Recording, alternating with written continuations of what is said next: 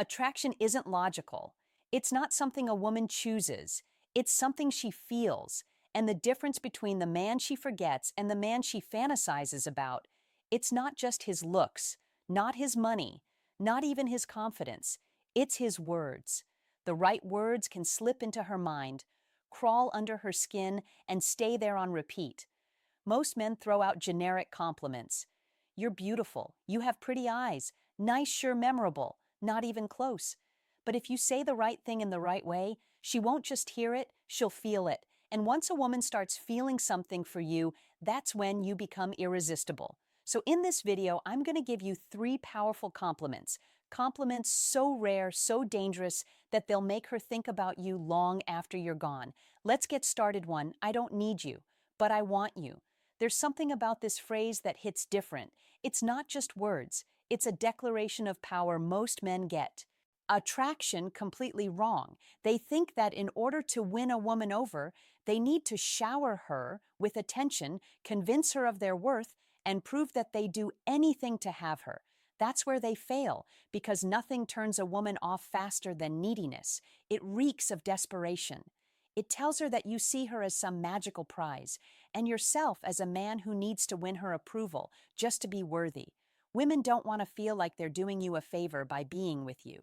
They want to feel chosen by a man who already has options. That's why the phrase, I don't need you, but I want you, is so powerful, because it shifts the dynamic. It tells her you are not the center of my world. I can walk away at any time I choose you because I see something special in you, not because I need to fill some void in my life, and that's the exact energy that makes a woman obsessed. There's a deep psychological reason why women find detachment so attractive. It's called the law of scarcity. The idea that people value what is rare, uncertain, or difficult to attain. Think about it. If a man is always available, always texting first, always eager to please, what happens? He becomes predictable, expected, boring. But if a man is confident, focused on his own life, and not easily impressed, now he becomes a challenge. And women are drawn to challenges instinctively by saying, I don't need you, but I want you. You're sending a subconscious message. I'm a man who has standards. I'm not desperate for love. I don't chase. I attract. And that energy, it's magnetic. Now, let's be clear. This isn't about acting like you're too cool for her. It's not about being rude, dismissive, or emotionally unavailable. That's where a lot of men go wrong. Confidence is about knowing your worth. Arrogance is about forcing others to recognize it. Big difference. If you tell a woman, I don't need you, but I want you, with an arrogant smirk, she'll see right through it. She'll know you're just putting on an act. But if you say it with genuine confidence, if your actions back it up, if your life is already full of purpose, passion, and personal fulfillment, she will feel it. And that feeling is what makes her unable to resist you. The key to making this phrase work is timing and tone. You don't just blurt it out randomly. You use it in moments where she's trying to gauge where you stand. For example, if she asks, do you really like me? Instead of answering yes immediately, you say, I don't need you, but I want you. If she says, what do you even see in me? Instead of listing reasons, like a desperate man, you say, I don't need you, but I want you. If she starts playing hard to get teasing, you testing you. This phrase instantly resets the power dynamic. It lets her know you're not afraid to walk away. You don't chase, you don't beg. And that's the exact moment she starts chasing you too.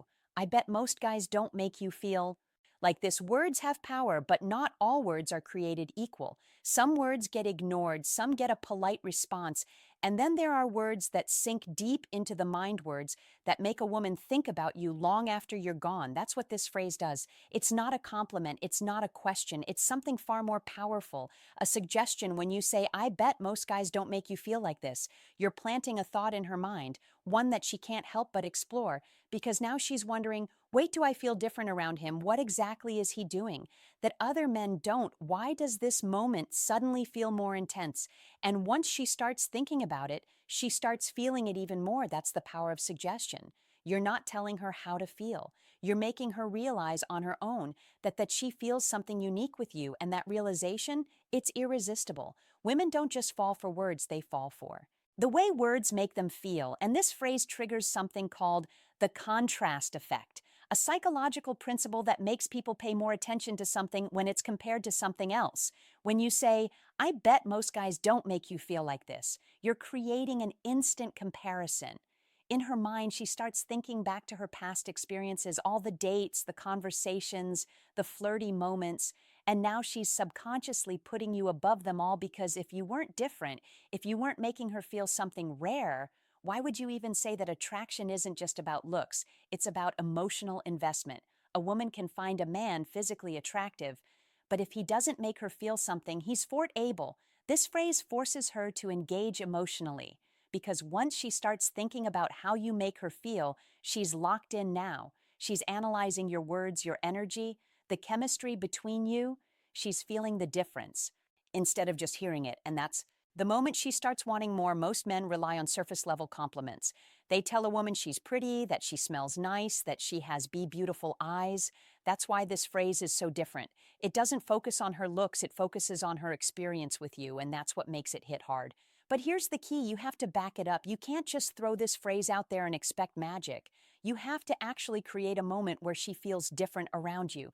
This means keeping eye contact just a second longer than normal, slowing down the conversation so it feels deeper, more intense, saying this phrase at a moment where she's already feeling a spark. If you do this right, she won't just hear your words, she'll feel them, and that feeling will keep her coming back for more. The key to using this phrase correctly is timing. Drop it too early, and it feels forced. Say it in the wrong moment, and it loses its power. Here's when to use it after a deep conversation. If she's opening up to you, sharing personal thoughts, or laughing more than usual, this is the perfect time. During a moment of chemistry, if you can feel the energy between you shifting, maybe there's some flirting, maybe she's looking at you differently. This phrase seals the deal right before you leave. Saying this phrase before ending a conversation or parting ways creates a lingering effect. She'll be thinking about it all night. But the best part, it doesn't just make her think, it makes her feel, and at the end of the day, that's what makes a woman chase you three. I know you're trouble, but I like it. There's a fine line between attraction and obsession. And this phrase, it pushes a woman right into obsession. Why? Because it plays on one of the deepest psychological drives inside a woman's mind, the desire to be wanted, but not easily controlled. Most guys make the mistake of being too agreeable.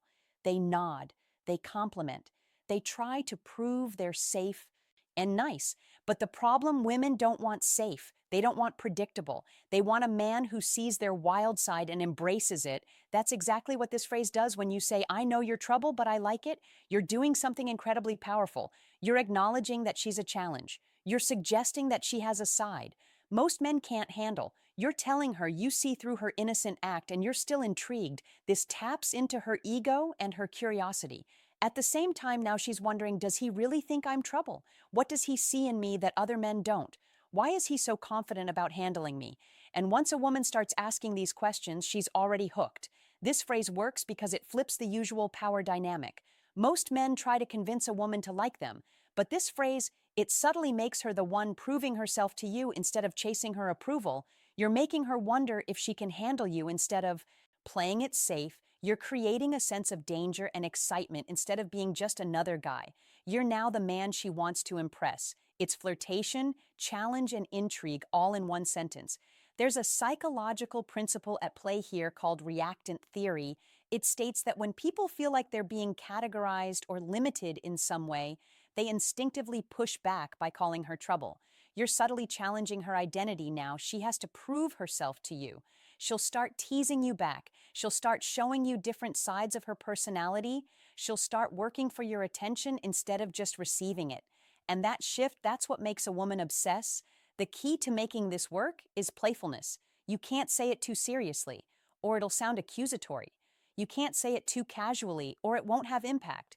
You have to say it like you're in on a secret, like you know something about her that even she hasn't.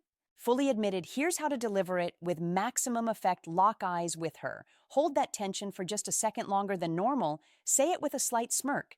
Keep it subtle, like you're letting her in on a mystery pause after I know your trouble.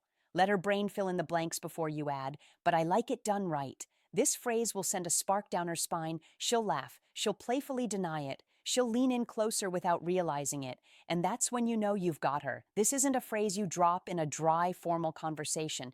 It's a heat generator, something you use when the energy is already rising. Here's when to use it. If she teases you, if she jokingly calls you cocky or chal, as you. In some way, this phrase flips the script. If she's acting playful, if she's laughing, giving you those knowing looks or testing you, this phrase raises the stakes. If you feel the chemistry building when the conversation is getting flirty and fun, dropping this line cranks up the tension instantly the moment you say it. She won't just see you as another guy. She'll see you as the one who can actually handle her. And that's a turn on she won't be able to resist top of form. So use these words wisely. Deliver them with confidence and watch as she starts chasing you. This is Stoic Guide, helping you master the art of attraction with the power of psychology.